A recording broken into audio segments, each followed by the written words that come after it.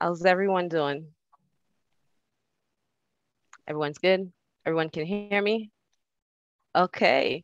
So as you said, this panel is all about busting the myth of work-life balance. And of course, especially after we've had this past 2 years of changes, navigating a whole lot, doing things in ways that we didn't probably foresee going into right away, maybe later on, but having to be forced to do things a little differently than we would have normally been used to doing things.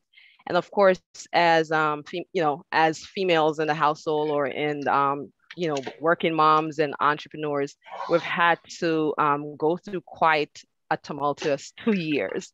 And so we wanted to do this panel as a way to um, give some tips and strategies, share these ladies how they have been navigating their journey. They're on both different ends of the spectrum, and they're going to share with you, ladies, how they've been navigating tips, not just their wins, but also their fails in hopes that helping us to better be able to navigate going into the new year. And so on this panel, we have Shari Andrews. I won't go ahead and introduce her because I'm going to have them introduce themselves. And I have Gina Mckinney. So you ladies can go ahead and unmute yourselves. Welcome. Yo, sorry. Oh, everything's good. Everything's good. Okay, everyone's good. Okay. If everyone can mute, if everyone can mute yourselves, please. Yeah, like 2 babies. 2 babies. Thank you. Okay. And okay, so to lead us out, Shari, can you go ahead and quickly introduce yourself, tell our audience who you are and what you do?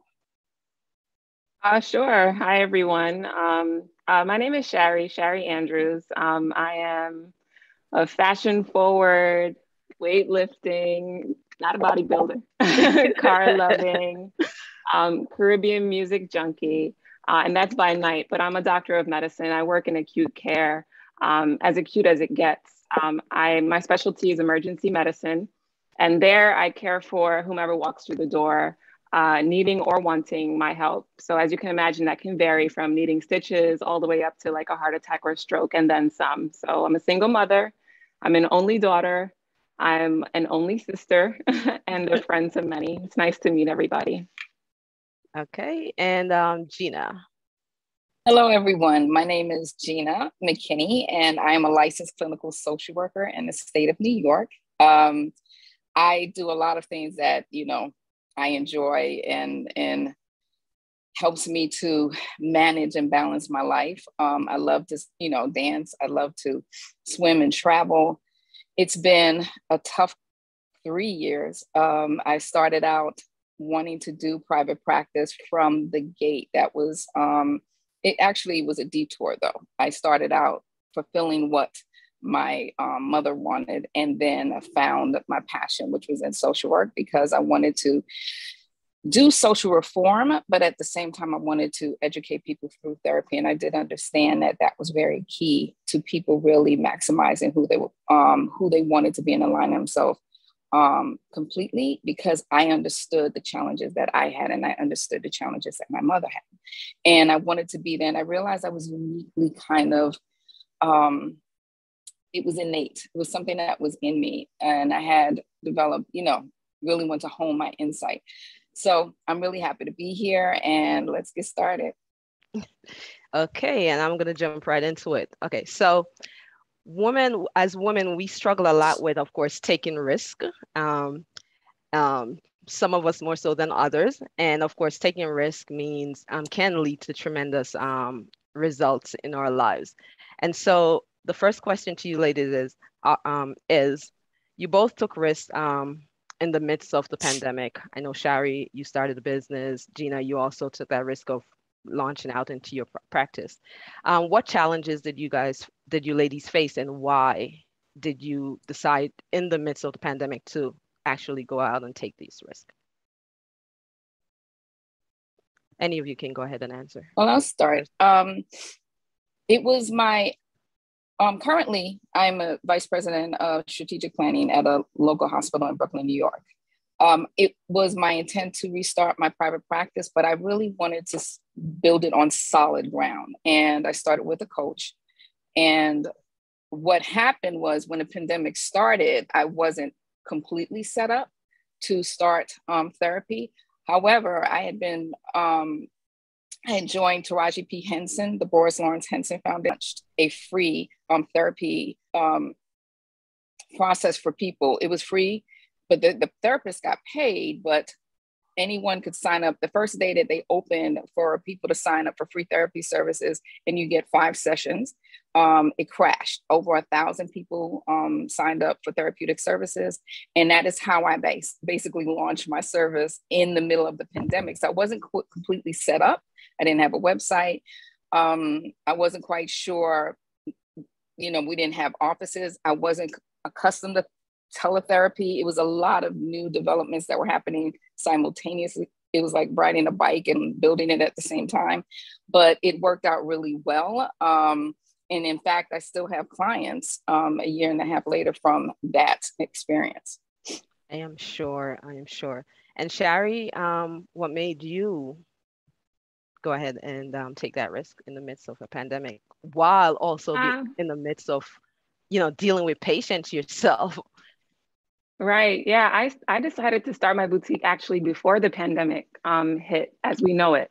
I did my business plan, my LLC creation, my website, and all of that in January. And then I even sourced my first set of pieces for the boutique by the end of that month or early February. I made an announcement to friends and family, and the aim was to start in March. But as we all know, March is when everything happens. So the challenge was really figuring out when to really start. It was going to be beautiful. I was, planning on doing a whole launch event and so on and so forth. But I made the decision not to launch because obviously we were in a state of emergency, a lot of uncertainty, and the demands of work, like you said, being in the emergency department, technically, yes, on the front line. So after a while, I was determined that with such an outpouring of support that I did receive when I did announce earlier in the year, I figured that I was doing something right and people were looking to see something from me. And I finally just took the leap and said, let's do this. So in May is really when I decided to launch to everyone. And since then, it's been amazing. So if you guys didn't get that, if you ladies, let me just stop saying guys, ladies didn't get that, bet on yourself. Basically, they took a chance on themselves and it worked out. Okay. So from there, of course, you guys, you ladies have careers. You went and you launched out and you started businesses, but you also have families. Why is it important for mom? Being mothers and is amazing, but why is it important for us to enjoy or work something that we love, passion, work that we love? Why is that important of doing that outside of just being moms? I think it's highly important. I think you don't want to lose yourself. I think it's easy to become so focused on something that your sense of self and even your sense of time are temporarily non-existent. Think about vacationing. You can become so engulfed in your day-to-day that you don't even remember that you didn't take the time to enjoy going someplace else to just see the beautiful world that we live in, right? To see places, to enjoy nature. So planning is key. And if you don't plan, it may not happen. I think not only is it important for us to maintain that sense of self and to achieve balance, because really that's what it is. It's all about achieving balance, but it also sets the example to our children that hopefully they'll get to appreciate when they get older. Like, geez, my mom, she really did the darn thing. Like she did this, that, and the third, and they'll really, really realize and take example from that as they grow. I hope. Okay. And Gina, what are your thoughts on that? I agree. I think it's incredibly important to do what you love because your children will grow into adults, preferably, and they will move on with their life. And they need to see they need to see you operate, right? They need to see you move. They need to see what's important to you. They need to see you prioritize you. Right. My daughter's 24. So I remember prioritizing her at the same time, really always trying to make sure that I balanced myself and that I didn't forget myself. But of course, you know, as a mom, the priority is your family at times. You know, you're clear you're in the midst of it. You're clear that there are things that you want to get done. You have plans, but sometimes we're really, you know, we're more apt to sacrificing what we want in the moment. We're not really thinking that we're sacrificing it completely, but in the moment, because something else that's been prioritized higher needs to happen. Right. But you have to be very careful with that, because if you don't reset and make sure that you are taking care of yourself, you know, and that you are back on track to accomplish your goals, you will lose time. And then you will have to work harder to catch up to where you wanted to be in a particular point in life. And that's something that I learned very clearly. But my daughter has her degree. So it's really all about me. Okay, awesome. Okay, and of course we, still of course in the pandemic, we mothers and women took most of the brunt, whether it is staying at home to stay with the child or, choosing to work from home. However, outside, with everything that you ladies have said about take that balance, how about asking for help? How does that come into play? Because we have a tendency of wanting to be superwoman.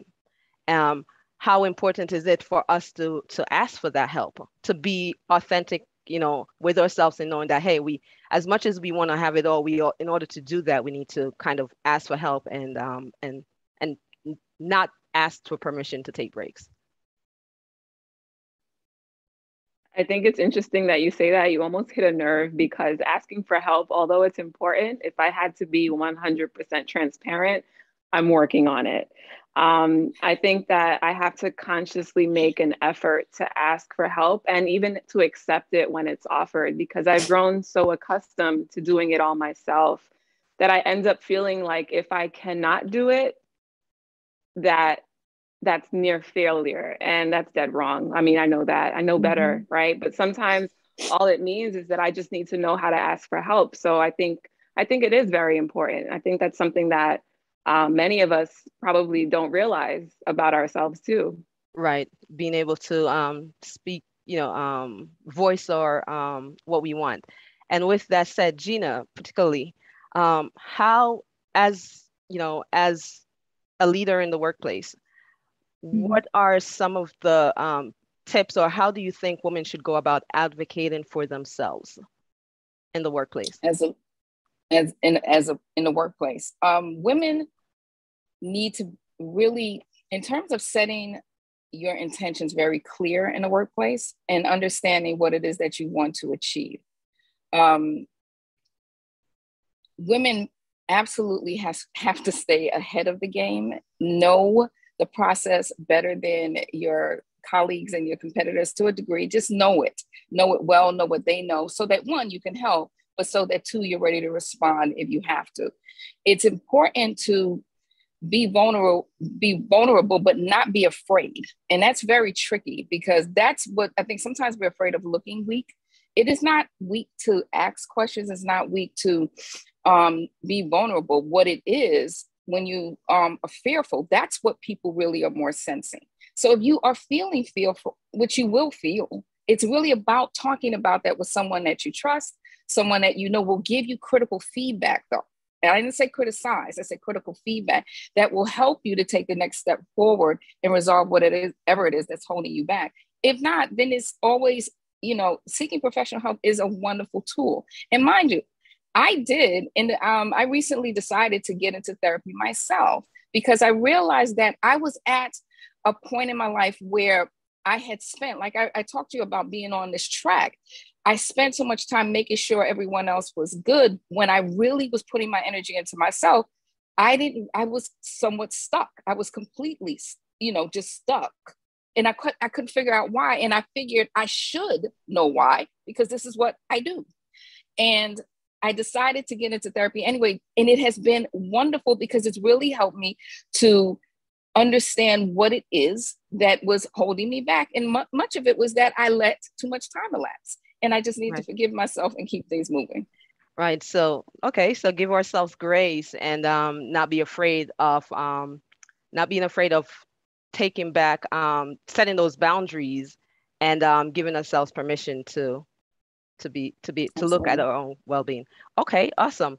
Okay, so Shari, all right. I know as you're in New York City and in the height of everything, you had to, make some decisions as it related to, you know, navigating being in the workplace and in the height of everything, you had your son. I know one of the biggest for you was having to make that decision to stay away from him because you were amongst people who were, sick and you didn't want to have to take that home.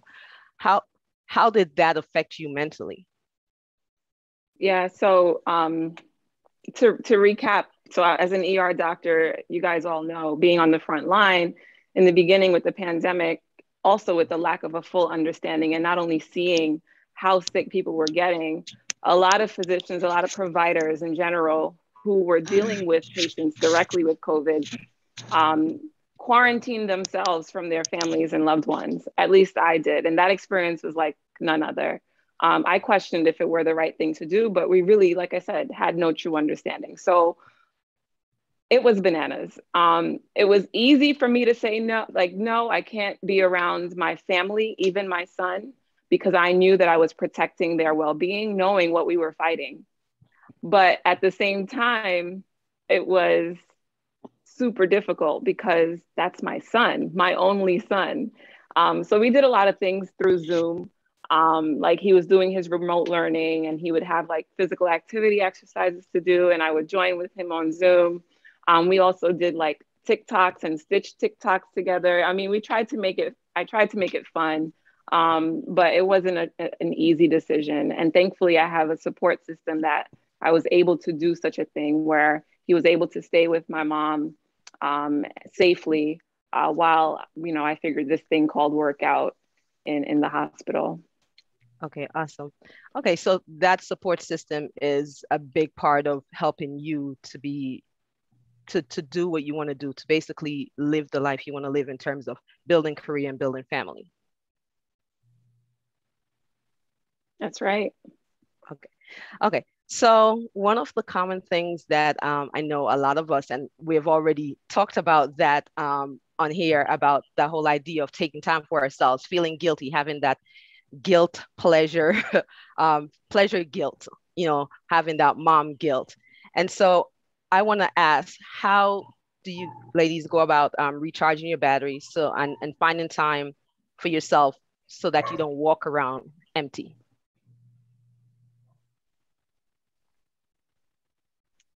Truthfully, it's really simple. I either sleep or I decide to get away and go on vacation. That's how I recharge. And Gina? I go on vacation. I go to the spa, the gym. Yeah, it's about. But you do take that time for yourself. And oh, how I take important it. is I that take for it you? more. It's extremely important for me. It wasn't, when my daughter was younger, since she was in her teens, preteens, I didn't take it as much. I was really running on empty. I was working a full-time job and trying to keep up on top of everything. And everything I did was really setting up to make sure that she had, really great life. But I realized I was burning out, and I started to, do some self-care, and it improved my mood. It improved my health, and I've kept it up since then.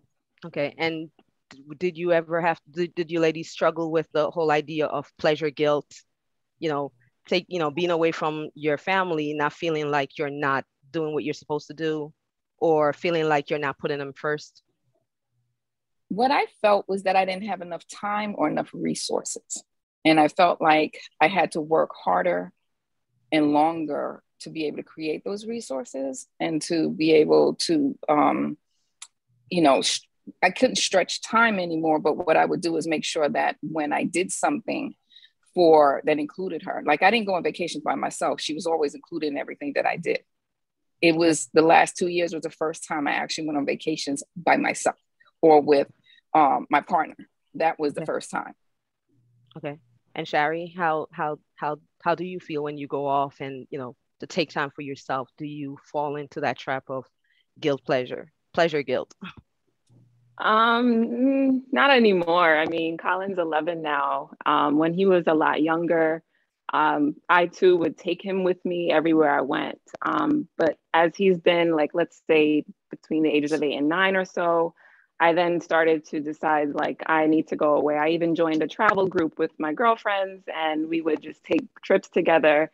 But if I had to put it out there, and this is the way that I see it, this era, these last couple of years, you're seeing a lot more. Social media is very influential, we know that, but you're seeing a lot more open speech about self-care and doing things for oneself and just taking the time. And I'll be honest, if I had to ask my mom when she was my age, was that even a thing? I guarantee you she's going to say, what do you mean? No, of course not. You know, but the fact that it's out there like this, it brings awareness.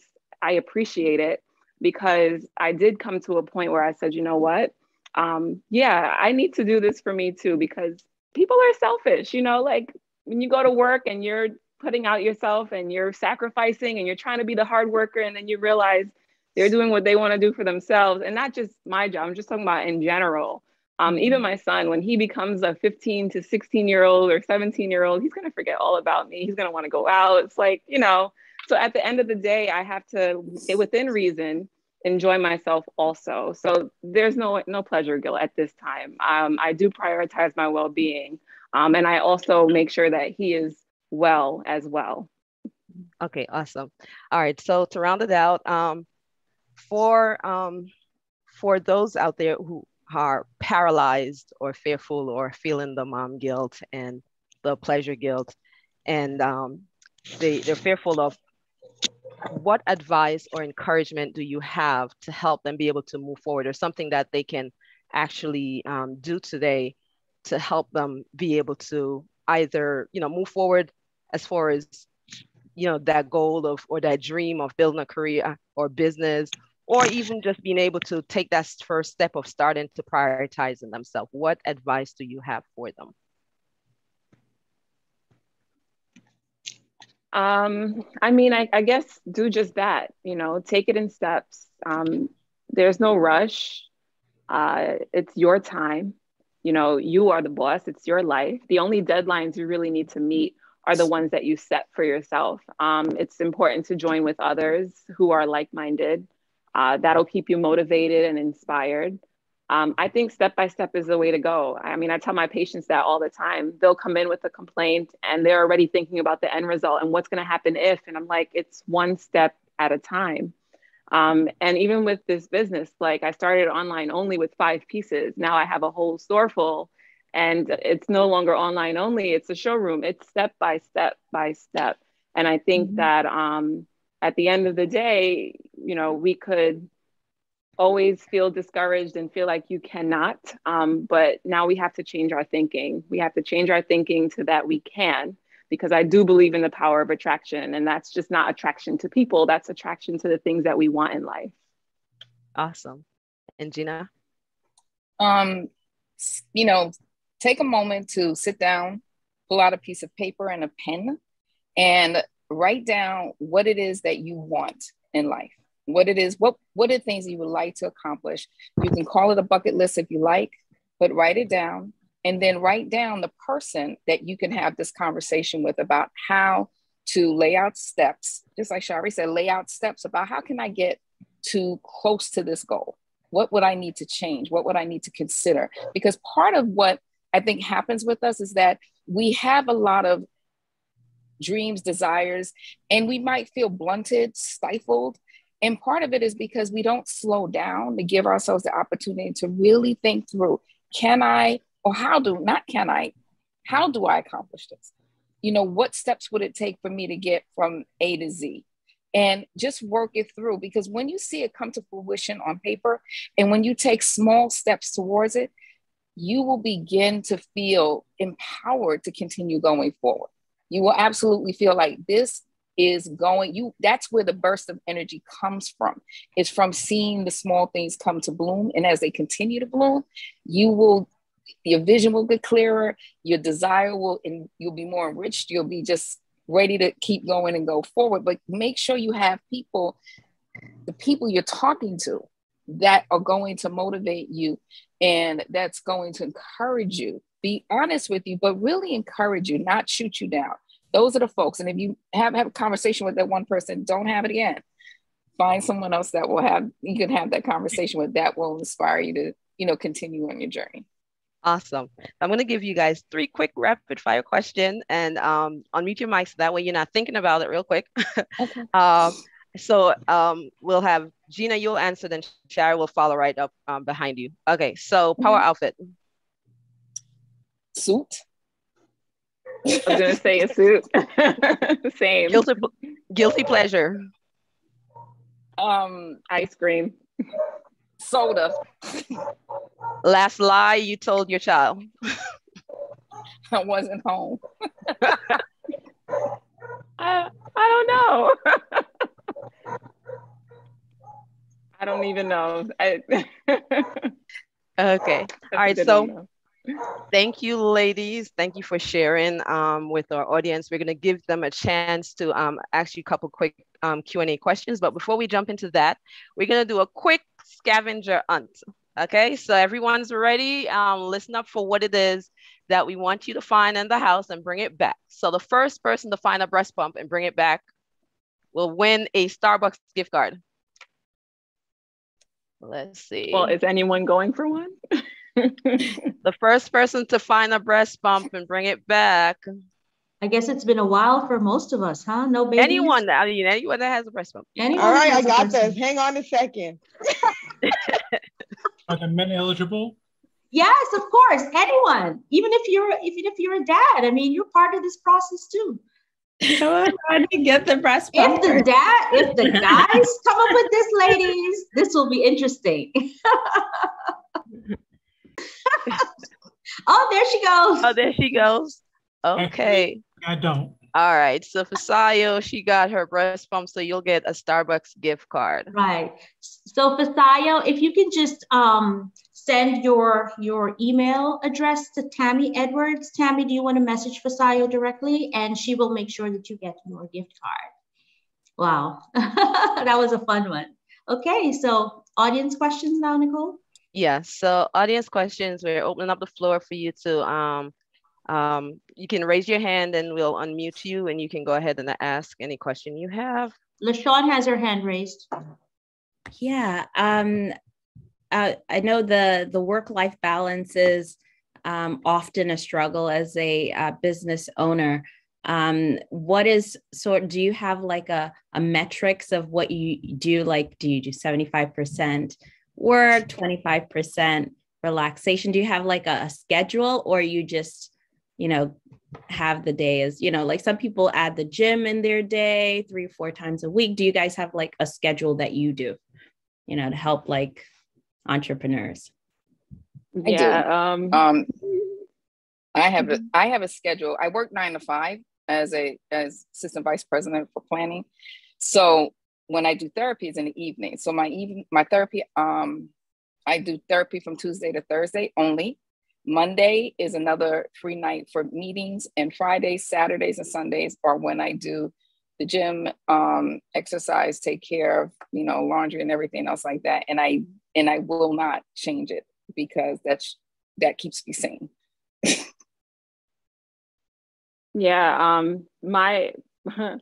I can't say that it's like 75% this or 25% that, but my calendar looks like a beautiful African kente cloth. Like, think of a Google calendar with all these colors. I schedule almost everything. The days that I'm working in the hospital, it's 3 days a week because I do 12-hour shifts. Those days are blocked out. Nothing else happens on those days. But the days where I'm free from work at the hospital, I always schedule in the gym. For sure. And then I schedule in some time at the boutique.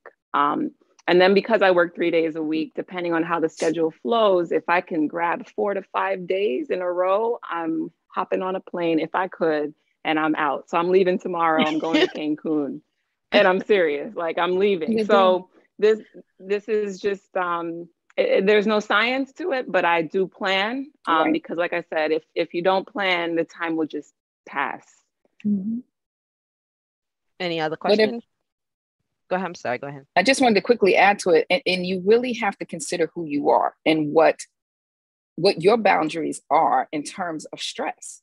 I mean, I'm sure Shari can add to this. When she said, I do nothing else those 3 days, that's important because you're dealing with people all day and in crisis. So you just really need to decompress. So that you have to factor that in. Mm-hmm. Absolutely. Any additional questions? Any more questions?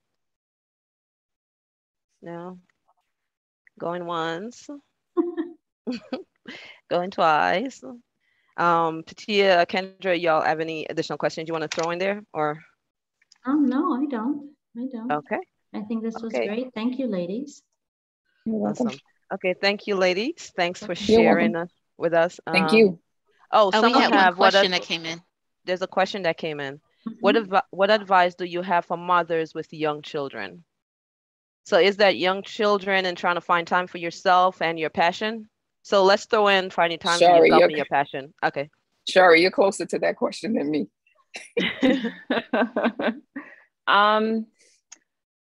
It's still planning. I mean, Colin's 11. He's in junior high school at this time. But as a single mom, it's who's picking him up, who's dropping him off, you know, who's helping him with schoolwork on weekends. Are we doing an outing in the city? Are we not?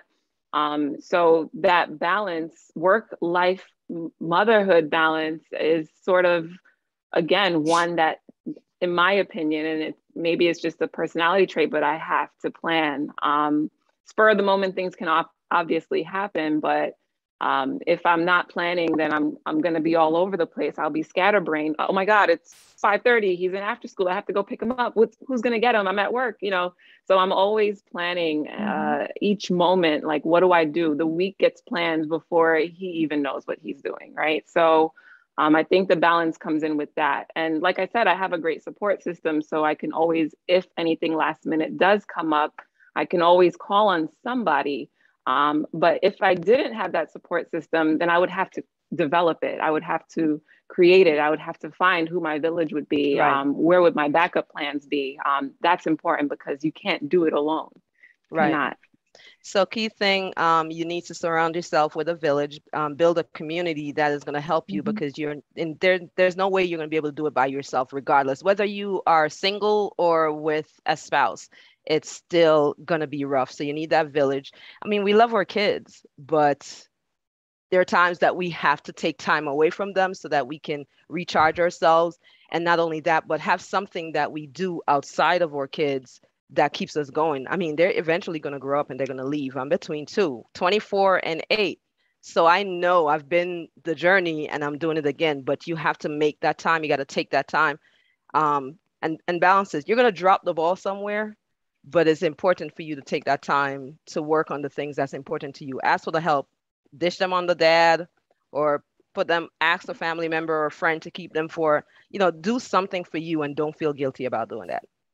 And so with that said, I think that's it for our panel. Thank you, ladies.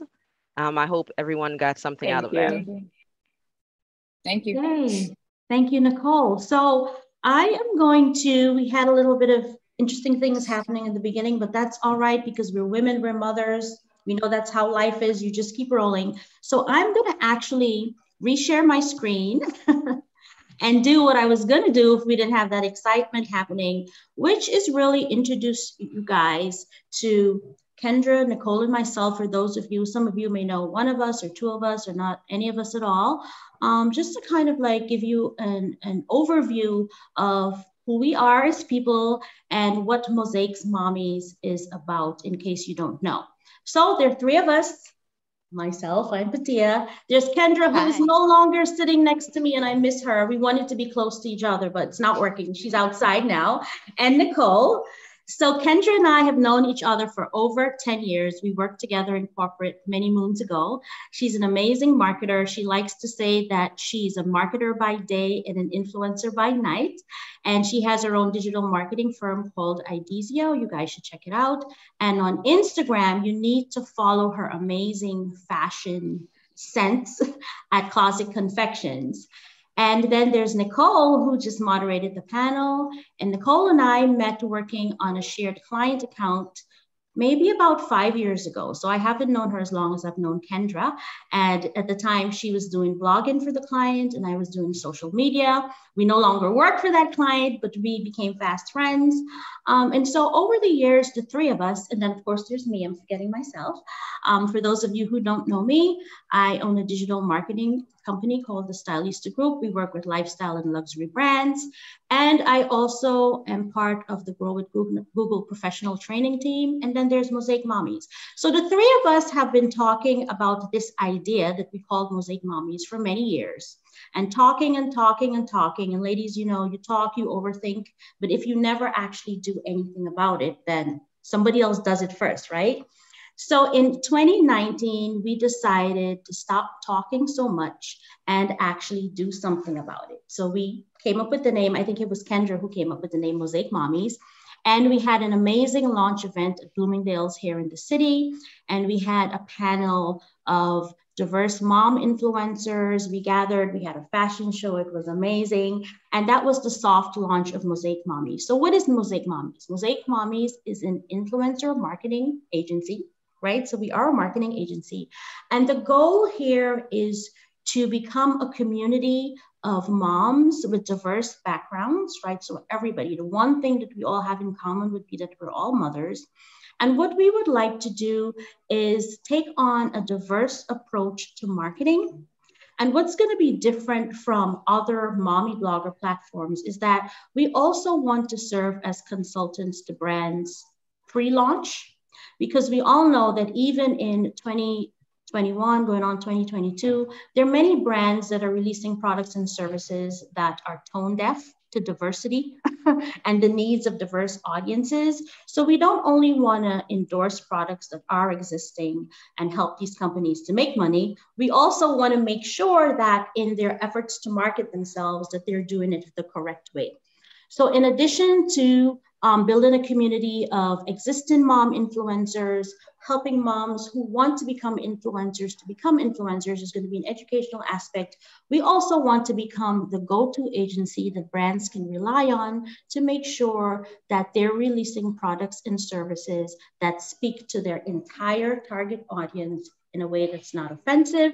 And we have a strategic partner who will help us with that. Her name is Donna Fullerton, and she has a very heavy background in consumer marketing, not just influencers, but also traditional consumer research and focus group facilitation.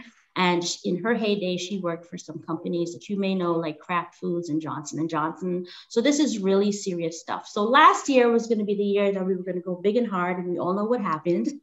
So, but we have been working behind the scenes, and we thought that we couldn't let another full year go by without doing something. So this was a really last minute decision that we made. We were like, you know, we have to do something before the year is over, because when you remain silent, people forget about you. So thank you all for showing up. I know it was kind of last minute, but you're here. If you are a mom of color who is already sharing authentic stories and valuable information with your audience online, and you're interested in learning how to grow and expand your social media influence. So if you're starting off, so whether you're established or you're starting off and you would like to join the Mosaic Mommies community, please do so by applying at mosaicmommies.com/influencers. And we have a huge plan for going really big and hard next year. So hopefully you will join us. Okay, so we already had our first panel. Thank you, Nicole. And now it's time for panel number 2, which will be the art of influence. And Kendra, I will turn the floor over to you. All right. Can you guys hear me? I know we had some technical difficulties earlier. Yeah. All right, great. All right. So thank you and welcome. So right now we're going to do our second panel, the art of influence. And we're going to be talking about how to identify and carve out a niche, a profitable niche, make yourself stand out to your customers, brands, and sponsors in a crowded social media landscape. So we have our 2 lovely speakers here, our panelists rather. And first off, I'm just going to read like your little mini bio, just so people know who you are and what you're about. And you can chime in if I mess up. So first we have Fisayo Che. Did I pronounce that correctly? I hope. A mother of three who is the founder of an incredible brand, Elisa Mama.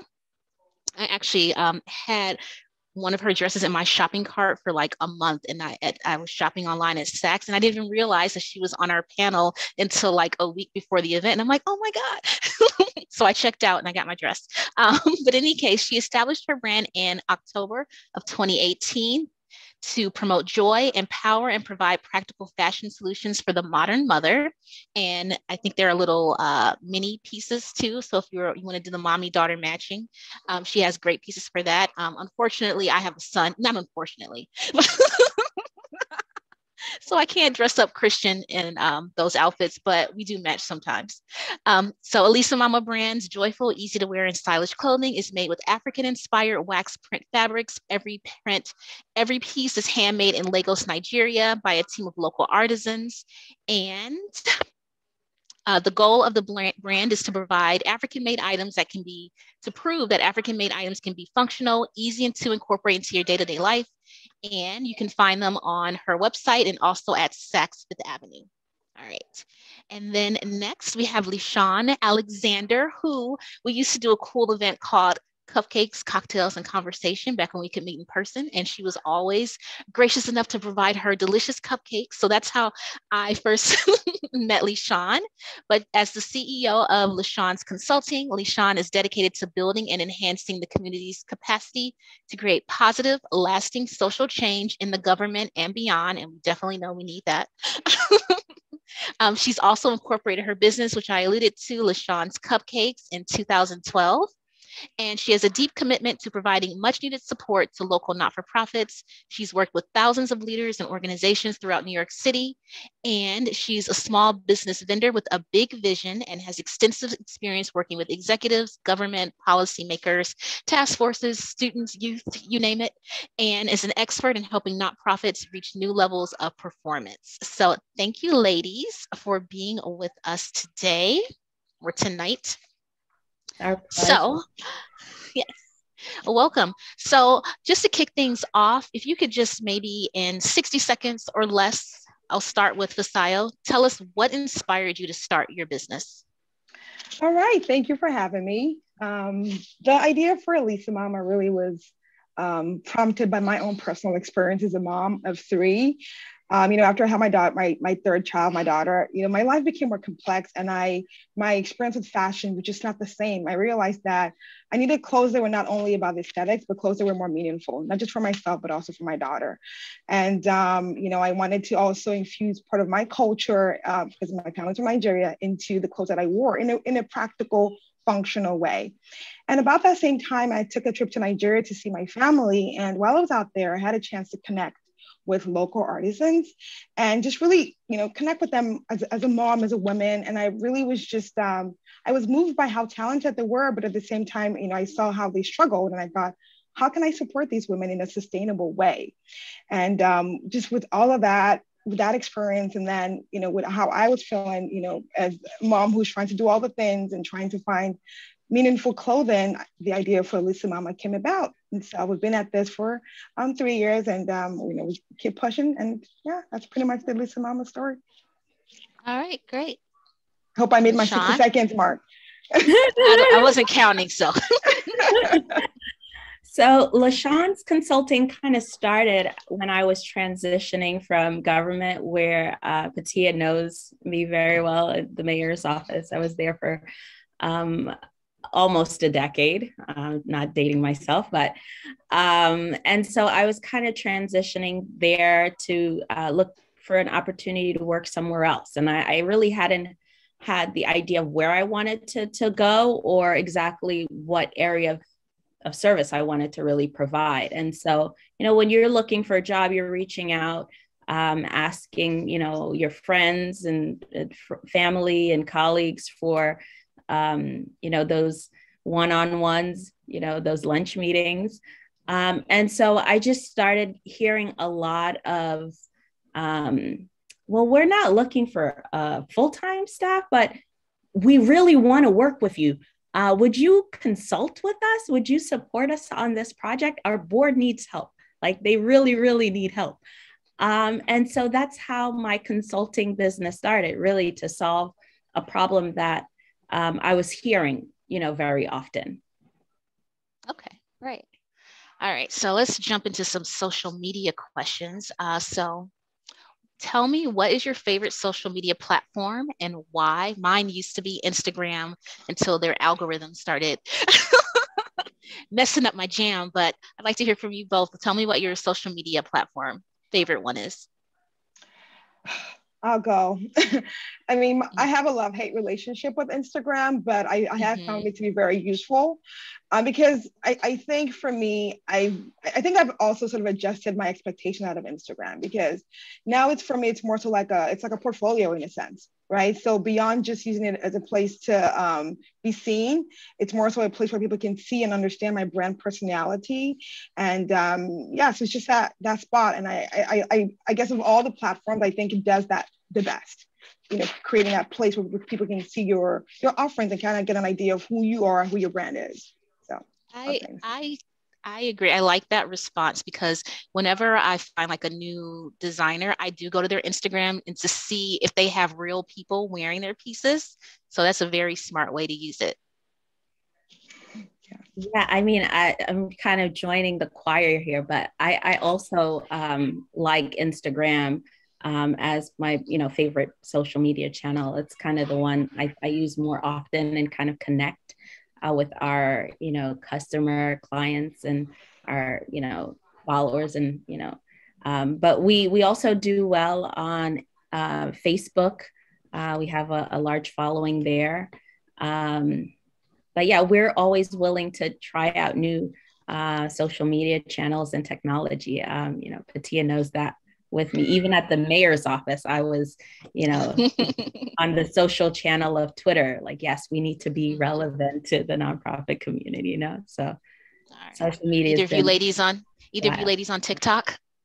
Not yet. I have been like in it, but kind of out of it. Like, it's kind of, I feel like a platform for a more younger audience.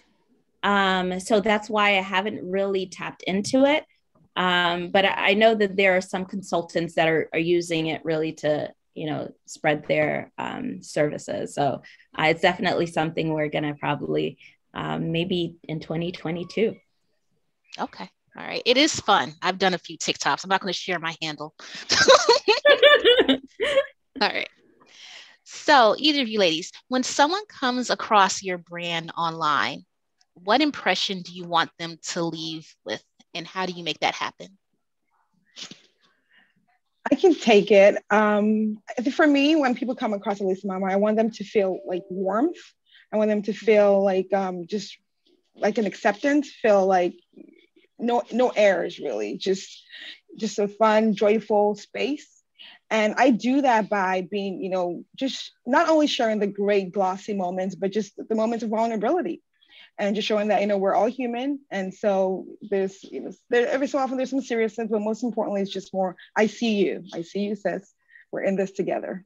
So that's sort of what I do. Yeah, when people visit our website or any of our social channels, we want them to kind of feel connected to, if you check out our website, our blogs, you'll see a lot of messages on social justice issues. You'll see a lot of messages on program management issues. We want people to see our site as like a professional stop, right? Where you want to get best practice business advice, right? So when you get there, it's like, oh, wow, this person has all the credentials that we need, and we do. But, we're well-informed. And current, so that it's not only the SEOs that we're trying to get, but we also want people to know that the topics and issues that affect them affect us, and our company as a whole is really part of the stakeholders involved in those issues. So we talked about recently on our blog the infrastructure bill that our president Biden signed. Which is giving $1 trillion in infrastructure for all of our country, right? And infrastructure is something that, resources need to be sent in, right? We need good roads, we need good bridges, we need a great MTA system that's clean. And we know with COVID, it's been cleaner, right? But, there are resources that have been allocated. And so we're looking at those things. We're trying to see how we can, partner and be a part of those conversations and be a part of supporting, these different projects that are coming out. So yeah, that's one of the things we want people to see when they visit our channel and our pages. Okay, great. So as a marketer, when I'm working with my clients, one of the first exercises I have them do is describe their ideal client, their ideal customer. Make sure I'm not muted. So describe your tribe. Like, do you give thought to that when you guys are posting online? And if so, who are you trying to attract, and how do you make sure that what you're posting brings those people? Because I know, just sprinkle in, on Instagram, I get a lot of like random men that follow my account, like Middle Eastern men and Russian men, especially. I don't know if they're like spam bots, so they're not really doing me any favors. So who are you trying to attract, and how do you go about doing that? I'll let Leeshawn go first this time. Yeah, I'll start. Yeah. So, one of my backgrounds is nonprofits, and I've worked with nonprofits for almost over a decade now. And so, that have been my tribe, right? So nonprofit organizations, board members, executive directors, and most recently, my tribe have started to be the entrepreneur, right? Because they're like, oh, we need strategic planning too. We need executive coaching too. We need, that support in governance and management, right? The HR piece is important to everybody. The contract piece is important to everybody. So that's kind of the tribe that we have kind of been carving out with our, quote of the day, our work tip inspiration. We've been kind of including some students in that tribe, now kind of leaving college, going into their career. So, our tribe is a little bit diverse, but we love our diversity in our tribe.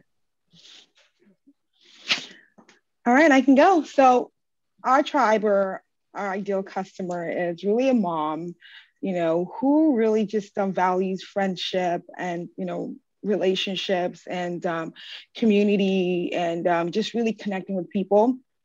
Really a mom also who's probably stressed out and busy, juggling a lot of balls. And also one who really cares about the world we live in and wanting to make a difference in their own way. And so those are the people we attract. And of course, I know it's African Prince, but we embrace everyone and trying to showcase that we're not limited to those who are, of African descent, but anyone can be a part of the Elisa Mama community. And that's really important in what we share and how we present ourselves on social media. All right, great. So do either of you, or I'll start with you, Fisayo, do you track any metrics when you're online? Like, what's important to you, but how do you know that you're like doing well? Other than sales, obviously.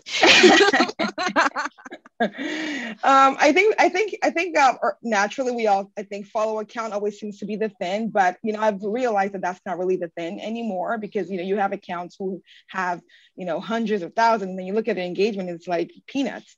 So I think for me, engagement is the most important thing, and not just from the knowledge of how well your content is converting and reaching people, but more so, even as a business owner, it's energizing too. When people are interacting with your content, it really encourages you and it keeps you going. So I would say for me, it's really just the engagement. It's not about, the count anymore, the follow account, or it's the engagement.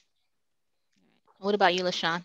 For us, it's about everything. Like, we want the engagement. We're looking at the numbers, the followers, like everything is important to us. And so on a daily basis, what goes out in terms of content is important, right? It has to be reviewed.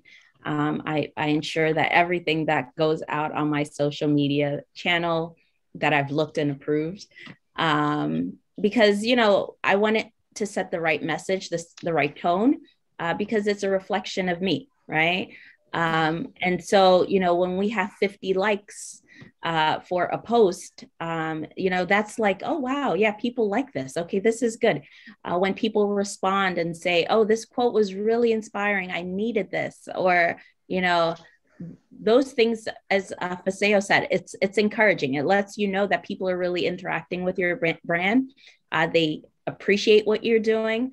We're on the post side. So when you get to our page, you'll see material, you'll see information. We're not on the sort of sketchy side, but we also want to make sure that our numbers are up too, right? Because if we're not having any new people following us, that's already for us not a sign that there's no additional business, right? And so thankfully we have seen business through our social media channels, so it's working. Okay, that's awesome. Yeah, anytime you can translate into the bottom line, the more the better. And also too, for any of you guys listening in the audience, if you are, interested in being an influencer, you are an influencer. From my perspective, like as a marketer or working with brands, and what we're trying to do with Mosaic Mommies, we're focusing on micro influencers because they tend to have the engagement. Like I have seen people with 1 million followers, literally, or hundreds of thousands, and their engagement is so low. And I've kind of tried to switch my mindset as well to like just not looking only at follower count, but like that engagement and seeing people, really take the time to share your content and make comments and whatnot. So something to look at, and you can make a lot of money without having a lot of followers as well. So if you have that engaged tribe, so just know that. So if you could change, let's see, actually, in your experience, what type of content resonates best with your audience? All right, I'll take this one. Kind of like, I guess it's also a function of the people that Elisa Mama attracts. The kind of content that I know and historically see has really resonated has just been really more so, just authentic. Like people like to hear about your struggles, I think, because I guess it makes them feel that, I'm not alone. I'm struggling too. We're all in this together. And especially when I talk about parenting challenges, those always do really well in our Elisa Mama community. You have all the parents chiming in and sharing their own experiences. And so, yeah, I would say for my audience and the kind of people that are in our community, definitely talking about parenthood and, maybe tips or struggles or humor, things around that. But also beyond that, people also appreciate when I share about, the behind the scenes, who's really making the products. People love to, meet our team. And I love sharing my team too, because they are amazing. And so people generally, resonate with that content, because I guess it's a way of, if you can't travel, you get to see different part of the world that you've never been. And so I found that to be also good content that is gets a good amount of engagement. Okay. Yeah. Leeshawn, go ahead. No, go ahead. Are you going to ask me a different question or the same question? I was going to ask you a different question. Okay, ask me the different question. Okay. I was going to ask, was there any advice that you would like to give budding entrepreneurs? Yeah, so one of the advice I would love to give budding entrepreneurs is, a lot of the times when you hear that you're, starting a business, people take it for granted that, I'm leaving a 9 to 5. And so now I can create my own schedule. But the truth of the matter is you're your business. So your typical 9 to 5 ends at 5. But when you own a business, your schedule is all day, all night, all weekend, right? Every day is your time. So, when you're a budding entrepreneur, you got to be aware that, the specific time constraints that you have, is not the same as when you're in business. Like your hours, you can work, 24 hours one day and then have a short day the next day. So, owning your schedule means that you're also owning your client's schedule. So I have like morning clients, I have middle clients, I have night clients, right? So you have to be available to those different types of clients. So budding entrepreneurs know that it's work, right? but it does get easier when you're able to hire out and get, the additional team members to support your vision and your goal. But in the beginning, know that it's you are your brand. Yes, very true. And that flexibility, especially as a mom, it's like a blessing and a curse. So I can work 24 hours in preparation because I know like, okay, this day I have to take Christian and do XYZ and put on my mom hat. So yeah, that is, it's key. Let's see. Fasayo, question for you. So I mentioned before that I had your dress at Saks Fifth Avenue in my shopping cart, and I didn't make the connection that it was you. So tell us about your partnership with being having your line at Saks Fifth Avenue. How has that like changed your business, and how did that come about? And thank you for asking, and thank you for buying some facts. It's awesome. So, and I think it's very relevant to this conversation we're having here because the opportunity of partnering with Saks actually stemmed from social media. Yes, somebody from our community actually made the introduction to Saks, and they reached out to me to, pick Alyssa Mama up. And so it kind of goes back to the value of, social media and what it can do for your business, and just really being thoughtful about how you present yourself because you never know where the opportunity might lie. So, it was a random DM. Someone said, I love what you do, and I'm going to introduce you to a buyer. I'm like, okay, thank you. All right, that's good. And of course, a few months later, I got the outreach from Saks.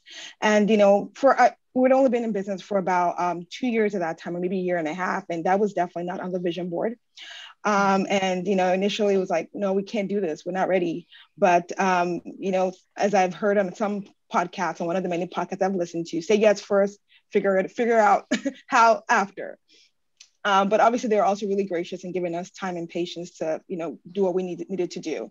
But I would say in terms of what it's done, I think it's not just about my business, but also for other businesses like mine, other, young,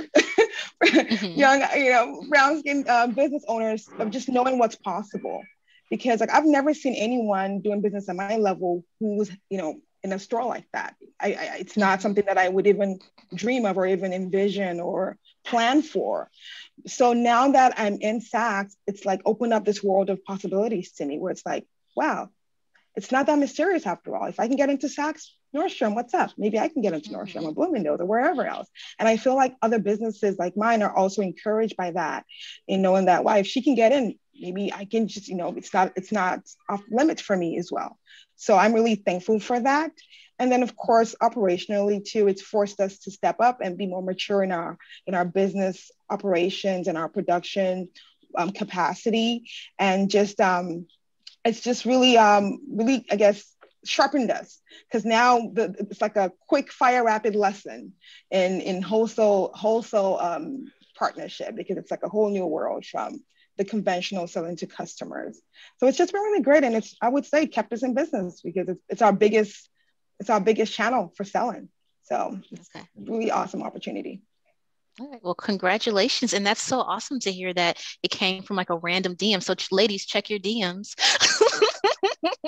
There could be some gold in there. So that's awesome. Congrats again. Let's see. What would either of you guys, or let's start with Leeshawn, what would be your dream like collaboration or partnership for your business? Like there's so many nonprofits out there.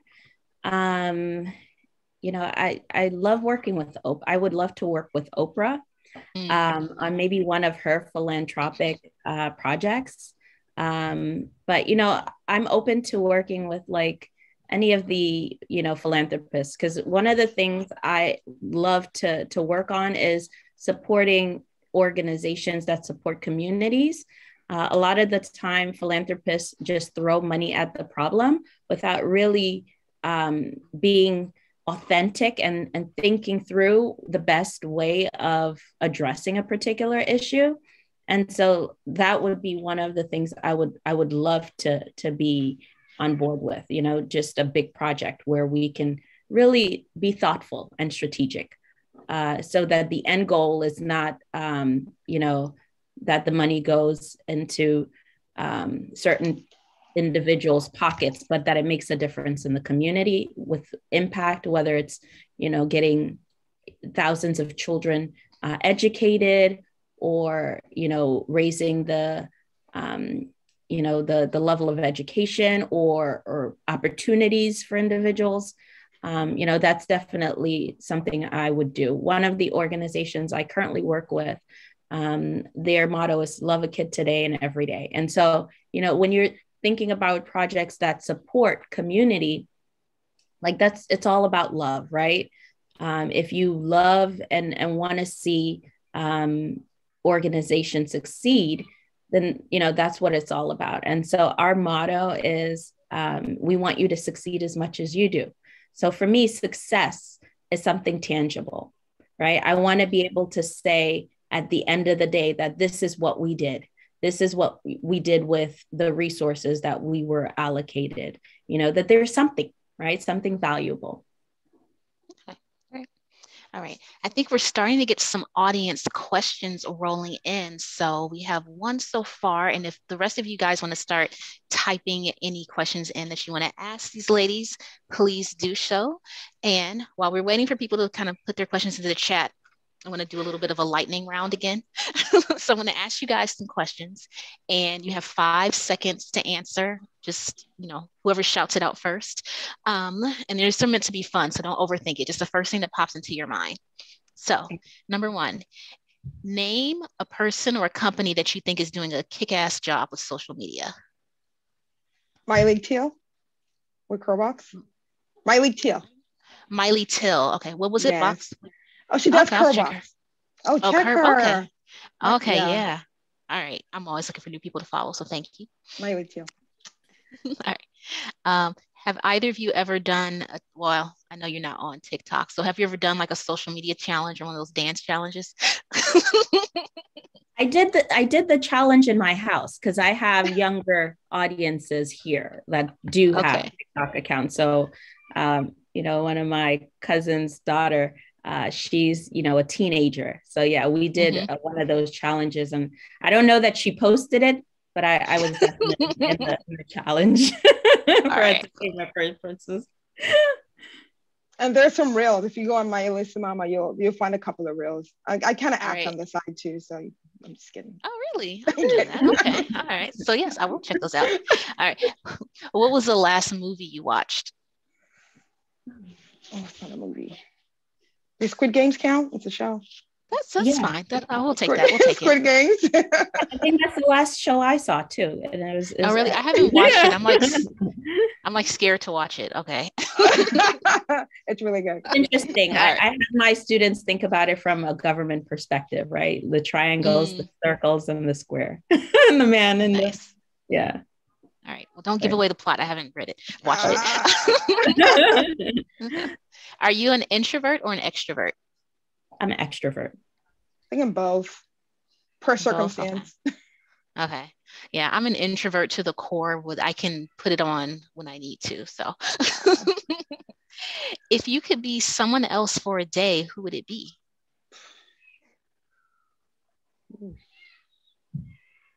Maybe Oprah. I was thinking someone with money too. All right. I know. Yeah. I feel you. I feel like I'd like to have access to someone else's thing. Beyonce would be better. Beyonce, I think. Yeah. That's a good one. Yeah, on a concert day too. All right. What is your dream vacation destination? I want to go to Hawaii. Well, before all the volcanoes and all that activity. I really wanted to go.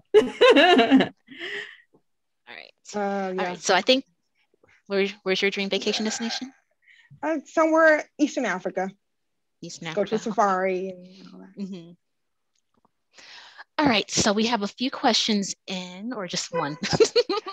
All right, just for time. So from Velvet, she wants to know, how do you stay encouraged with social media when you come at a loss for engaging content? I don't come at a loss for engaging content. I have, some real great young people that, have been working with me. And when you're around these young people, they have ideas and they tell you what to do, what contents work, so I'm never lacking content. So we keep it live on our social media. Nice. And I'll add, I feel like a lot of times we make it too complicated. I think just simplify it. Don't just think about the bare minimum, because, you know, like, I know, and there are times that you think, oh, I've already posted something like this, but how many audience members are really sitting there like, she posted this 5 weeks ago and she posted it again? You know, a lot of times people might have not even seen it, and it might be their first time where they're seeing it. So I would just say, don't put too much pressure on yourself, because a lot of times you want to get a really super glossy, very nicely curated. Well, that's great in itself, but don't let that keep you from taking action. Don't let that keep you from posting. So just bare minimum, simplify it, have a system, just go with it. That is excellent advice, especially for those of us, myself included, who are like perfectionists. Don't let, you know, perfect stand in the way of, like, you know, doing something at all. So thank you. Yeah. So one more question from the system. Yeah. Having a system is the key. When you're organized, it makes everything more smoothly even with your social media. So you have your tweet window, you have your social media post window, and you're very consistent with it. Like, things that happen outside of that, that's fine. Those are like extras, but that you're really consistent. Absolutely. Great. Yeah, definitely have a system. Sorry, one last comment. The other easy thing too is keep up with what's happening in society. Like, what's going on today? What's hot in the news? That can also inspire you. Maybe like have one day where it's going to be about relevant topics, you know, and I'm sure if you look it up, you'll find a lot of things that are related to that people will be eager to engage with you on, because it's happening currently. So make it simple. Yeah. All right. And our final question from the audience, Stephanie wants to know, do you have a strategy or approach for curating your personal presence versus your business professional presence? And what are some of the like guidelines or boundaries you've created for yourself? Yeah. So, I mean, on all the different platforms, they're sort of a different tone. So like for my LinkedIn profile, it's very professional. I mean, you know, my consulting is very professional as well. But, you know, my personal posts there are more related to like certain types of, like I would say government, trending, you know, conversational with, you know, people in my network. Whereas, you know, my consulting, it's more fun, and it's professional, but still fun. Right. So I kind of like separated in that sense. And I try to do different contents in different platforms so people don't get bored. So if they're following me on Instagram versus LinkedIn, that they're getting different information and different things. So different highlights about my day. All right, and I can add. So for me, it's a little bit different because my personal experience as a mom and as a career person also is content that my audience appreciate too. So I don't really have the pressure of trying to separate. They like when I personally like to separate it as much as I can, but I have noticed that, you know, when I do share that content, even on my business platform, it's very well received and it's very well appreciated by my audience. And so we just a little bit of both. A little bit of both. So. Good. Yeah, for me, I just keep Facebook as like my personal thing. I do not friend like coworkers or clients. I can keep it ratchet on Facebook. Keep it classy on Facebook. All right. Well, thank you, ladies. So, if you guys have any questions or anything, Tia, if you could pop up the screen with their social media, their Instagram, I think, handles, if people want to follow them. We can put that up on the screen. But yeah, thank you. And we have one more Starbucks gift card to give away. So I'm going to make it easy. If anyone is wearing yellow, the first person to show themselves on screen wearing something yellow will get this Starbucks card. So. All right. So congratulations to all of the winners. And so for the time remaining, we would like, if you're not shy, for you guys we got a few people left. We can we can still they want to introduce themselves or share. Yeah, let's get a little bit more interactive. Introduce yourselves. If you have businesses, share about your businesses, your websites in the chat. Because remember, we're here to also support each other. So let's just go for it. So don't be shy, you guys. Turn your cameras on. Adjust your bonnet. Say hello. Wearing one. Say hello. It's all right. We're all friends practice here. Promoting yourself. Exactly. Absolutely. So should I just go around and call people? Go ahead, Kendra. What were you going to say?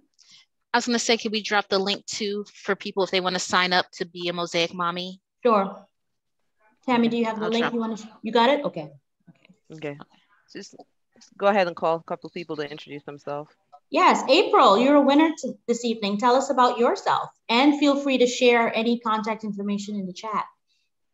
Okay, sure. Hi, everyone. My name is April, and I am the owner of a company called Miles Inc.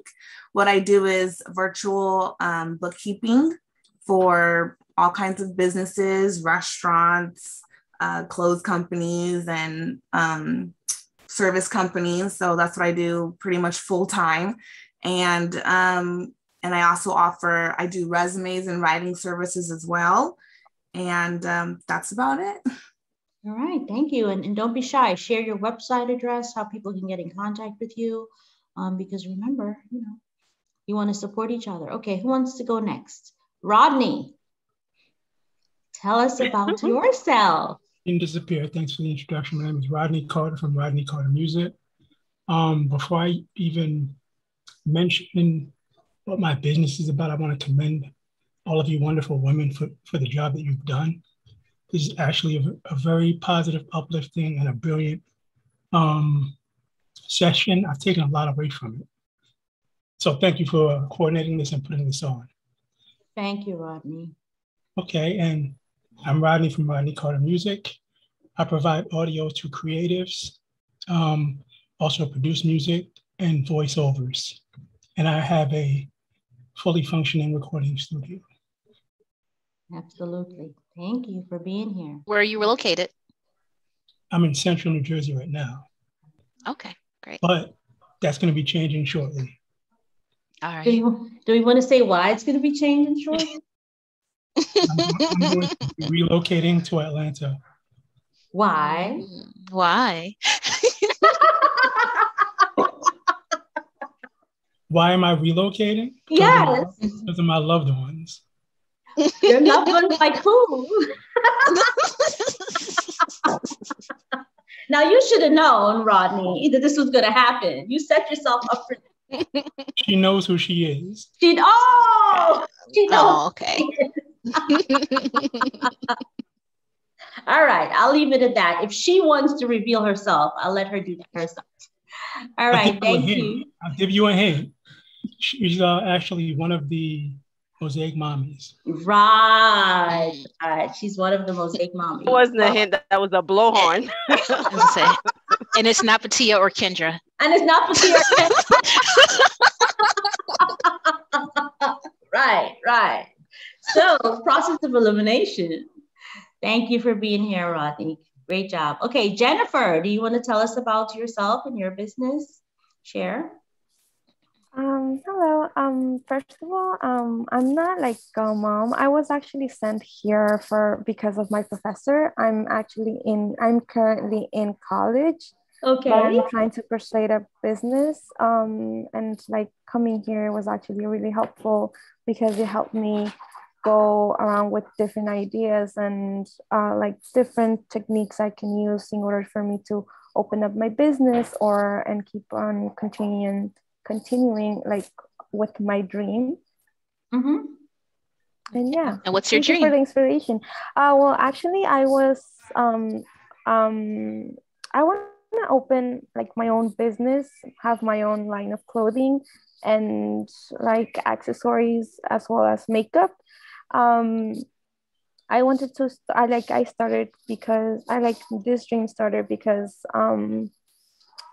I wanted to there's certain situations in my family that I have gone through, and because of them, I have been wanting to help my parents with this situation as well as with COVID, since like it has gone like to get things like harder, but I have been wanting to help them with that. Yeah. Okay. Well, thank you for being here. And you don't have to be here to be a part of Mosaic Mommies, right? Which is a community of women. We just happen, most of us, to be mothers as well. Okay. So Rodney had a question. Is MM also for professionals or entrepreneurs that may not be mothers? Absolutely. I think that all of the resources and the information that we share could apply to any, any person in a space that's, wanting to launch a business, to understand the power of having influence on social media. It just so happens that, the one thing in common, apart from being women of color, that Kendra, Nicole, and I have is that we're also mothers. So absolutely, everyone is welcome. All right, great questions. Okay, we'll see you now. Thank you so much for having me tonight. I am a sound bath practitioner. Most people don't know what that is. A sound bath is basically a laying down meditation that reduces anxiety, depression, and stress, almost like a spa day for your mind and emotions. I am also a full spectrum doula that focuses on holistic fertility and also postpartum. All right, thank you for being here. All right, Tammy, you want to share about yourself? Hi, I am Tammy, and I'm actually in Georgetown, Guyana, South America, and I'm actually a virtual assistant and one to Patia. Patia is a virtual assistant also, and a mother of a 28-year-old daughter. So, yeah. Okay. I don't know if you saw Rodney's question, Wasida, he's asking if you offer your services virtually. Yes, I do. And I travel as well. So Wasida, if you want to share your website or your contact information in the chat, please go ahead and do so. I think you did. I did. Oh, she did? Okay. Okay. Thank you. I missed it somehow. Hi, ladies. Good evening, everyone. I apologize Hello. for being cameras off today because it just wasn't that kind of day. That's fine. But it has been a fun evening. I work in the Salesforce ecosystem. I am a contractor and consultant, so helping businesses streamline their back office with everything automation and CRM. And by evening, I am the professor that Jennifer mentioned. I have recently taken on a new project at Borough of Manhattan Community College called Blackstone Launch Pad. It's a network to connect students across campuses around the country around the theme of entrepreneurial mindset. And particularly for BMCC, I am championing diversity, and inclusion, because I want people like Jennifer to be able to see what is possible. So yeah, thank you, Jennifer, for coming. And thank you, ladies, for being such a great inspiration. Awesome. Thank you. Catherine. Okay, Dean. Okay, I see you're back. Dean, tell us about you. Can you hear me now? Yes. Yes. Oh, hi. How are you? We're fine. Good. All right. Oh my gosh. Sorry about Awesome. that. I was clicking the wrong button. So my name is Dean from Dean Reynolds Media. So I am a video producer, remote video producer. My channel on YouTube and Instagram is of the same name, Dean Reynolds Media. And it's so good to also meet Rodney that I constantly hear so much about you, dude. So it's great. I actually previewed a couple of your tracks this morning, like 5 of them. Pretty dope. Yeah, so that's what I do, remote video production. I just posted my website in the chat, and yeah, bye, ladies. All right. So it is 7:30 on the dot, and we actually did this in the allotted time, which is something that can be difficult at times. Thank you, everybody, for joining us and for staying on until the end. We had a lot more people in the beginning, but we know it's after hours and people are busy. We will be sending an event sort of wrap up. I am going to take a look at the chat and anybody that shared links or any sort of information. I'll be sure to also include that so that everybody can stay in touch. And we'll also do some editing of the recording and also post it to our YouTube channel so that you guys can look back and reflect in times to come. And please do stay connected with us. We are on social media at Mosaic Mommies. Next year is going to be the year. We got sidetracked last year, but next year is going to be the year that we're going to go full steam with this. And, if anybody here, for those of you who have businesses, we also want Mosaic Mommies to be a place where your business can be promoted and the community can support you. So it's not only about being influencers and endorsing other people's products, but we also want to make sure that we support each other as part of the we have a date on the calendar for January. Oh, yes, we do. I'm forgetting that. Go ahead, Nicole. January, let me just pull that date for a second there. Yes. So mark your calendar for January 12th. We are gonna and look, watch your email as we get closer to that day. We'll be sending out information for a vision board event. So get a chance to plan your year, plan it together as a group, have fun, and you know, as we go throughout, just manifest those dreams. Right. So thank you, you guys. Kendra, do you want to say any closing words before we log off? Are you putting me on the spot? You want me to lead us all in a song? Yes. No. Well, thank you everyone for joining us, and I hope you guys had a great time. Please be prepared next time, because you see we do give out prizes. Right. So if you do join our vision board event, make sure that you participate and whatnot. Then we kind of put you guys on the spot. But yeah, so if you have any questions after this is over, you can always find us on social media or send us an email. Visit us online at mosaicmommies.com. And I think that's all. Yes, maybe I'll sing next time. Okay. Good night, everyone. Be well. Good night, everyone. Take care and look out for follow-up information. Thank you. Thanks for joining us. Right, Bye. bye.